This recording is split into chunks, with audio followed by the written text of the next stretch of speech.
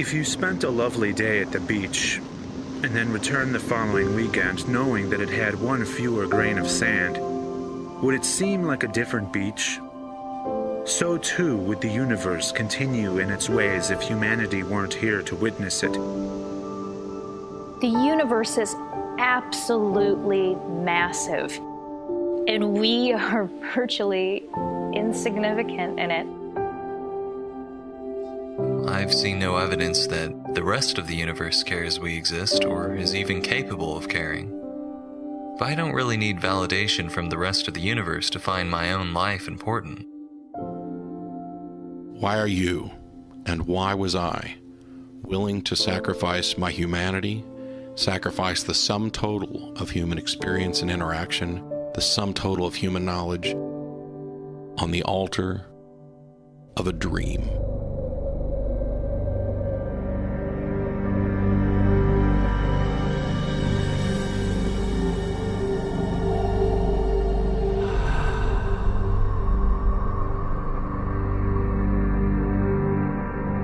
On occasion had people tell me that my life must be so depressing because I'm an atheist.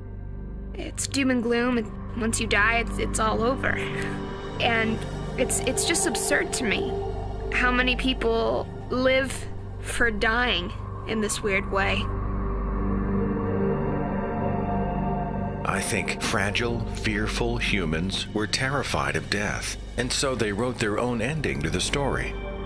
This happy fantasy, a place where they'll be reunited with people they've lost, they'll experience constant joy, and of course, they'll never, ever die. To me, living for the afterlife, thoughtlessly following a set of what not to do rules which you cannot question, that's basically devaluing your life in favor of worshipping death. And apart from the lack of evidence of a heaven or hell, there is another problem that the concept of an afterlife has. It is to diminish the value that we place on our lives in the here and now. An unlimited supply of anything, including life, means that its existence cannot be appreciated. If life is eternal, then there should be no sense of urgency. The worst aspect of Western monotheism is their system of judgment, wherein it doesn't matter how good or bad you were in life. You won't be judged according to your deeds the way you should be. It doesn't matter what an evil, selfish, sadistic, bigoted victimizer you were in life. All sins can be forgiven if you but believe. I do not fear being dead, but the concept of the alternatives offered by the religious do trouble me. Consider the more palatable alternative of the two, heaven as opposed to hell. Whilst descriptions of heaven are as diverse as those who believe in heaven, there does appear to be one constant.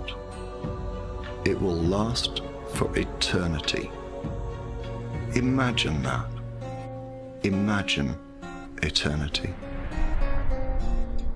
Given eternity, everything that can be accomplished will be accomplished. Beyond all achievements, there would be only limitless, pointless existence. The first 100 years may be possible. The first 1,000 more painful.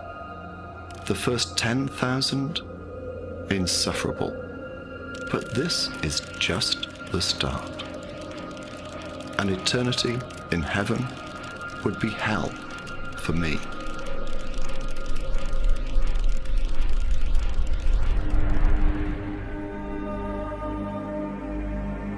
When I think about my own death, I used to feel scared, but I don't think I do anymore. I'm not afraid of being dead. After we die, we will not know the truth at that point. We will not know, wish, think, remember, dream, anything. When we look at what a human being is, what their identity is, that I am this collection of my memories, my hopes, my dreams, my desires, my consciousness exists as a product of the brain that is in this body. That ends at death. I don't find this sad or tragic either. I don't really welcome death, but I don't live in fear of the end. and I've come to see it as just another part of the natural world. And to borrow from Mark Twain, I have been dead for billions and billions of years before I was born, and not suffered the slightest inconvenience from it. In some respects, we never die. Our lives are entangled with those who come after us, just as our lives are entangled with those who came before us. I mean, there is scarcely a living soul on this planet that doesn't go to bed at night without their lives in some way being affected by the work of the hands and minds of folks like Faraday, Newton, and Pasteur. But these entanglements go way beyond the vulgarly obvious main roots, for similarly, almost everyone's life is intertwined with the people who grew the grain and made the bread that these men ate. So it becomes clear that death is not the end. We are intertwined with both lesser and greater themes. Just because there is no grand scheme that it plays into doesn't mean that there's not something beautiful about what's going on here. Ironically enough, the only part of me that is, for all intents and purposes, immortal is my material body. Because after I die, and after our sun dies, and after the planetary nebula it leaves behind fades away, every atom of me will be recycled back into the universe, ultimately becoming part of other planets and stars. We are all originally stardust, literally, and we will be stardust again and forever. Even though a cell might not last forever, the role it played in the life of the larger organism was important, and that is how I see myself, as a part of something bigger. I have everything to live for. I don't want people to mourn over my death. If anything, I want them to celebrate my life, to celebrate what I have accomplished. I for one think that your life becomes more meaningful when your beliefs are based in reality. Knowing that this life is the only one I have makes me a lot more conscious of my actions. Makes me want to do something with this short life I have. Make some improvement in the world, however small it may be. There's too much to learn, there's too much to see, there's too much to know, there's too much to experience. I'm not just going to exist. I'm going to live. For the beauty that cannot be seen, for the honor of those whose shoulders we stand on, for the hope of those we aspire to become, and for the inspiration of those who will surpass our achievements. Life is a precious, brief, fragile, amazing thing. And instead of being so fixated on living after death, I want to truly live before it.